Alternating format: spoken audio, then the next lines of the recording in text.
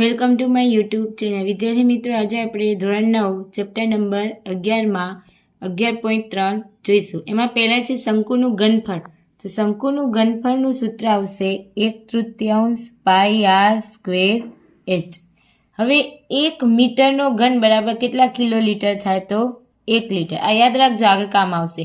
1 litre બરાબર ખાલી જગ્યા સેમીનો ઘન, તો 1000 સેમી ઘન. અને 1 મીટર ઘન હોય ત્યારે કેટલા લીટર થાય? તો 1000 લીટર થાય. ઘન જ્યારે ઘનફળ શોધવાનું આવે ત્યારે એનો એકમ કેમાં આવે? ઘનમાં આવે. જેમ ક્ષેત્રફળ હોય ત્યારે આપણે વર્ગમાં લઈએ, એવી રીતે સેમીનો વર્ગ. તો ઘનફળ હોય ત્યારે સેમીનો ઘન. હવે નીચેના લંબવૃત્તીય શંકુના ઘનફળ શોધો. ત્રિજ્યા એટલે r બરાબર 6 સેન્ટીમીટર અને h બરાબર 7 સેન્ટીમીટર. તો આપણે ખબર છે શંકુનું ઘનફળ બરાબર 1/3 પાઈ આર સ્ક્વેર એચ. 1/3 પાઈ 22/7. આર કેટલા? 6 ગુણ્યા 6. એચ કેટલા? 7. ચલો તો ઉડાડીએ.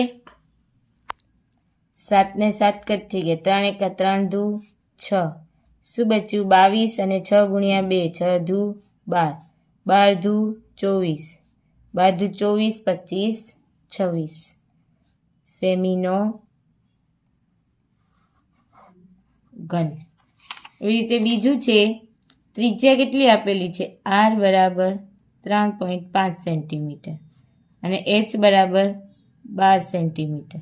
તો લખીએ શંકુનું ઘનફળ બરાબર 1/3 પાઈ આર સ્ક્વેર એચ. 1/3 પાઈ 22/7. આર કેટલા છે? 3.5. પોઈન્ટ કાઢી એટલે 10. અહીંયા 10 અને એચ કેટલા છે? 12 થયા. હવે જો 3 × 3 3 ચોક 12 થાય.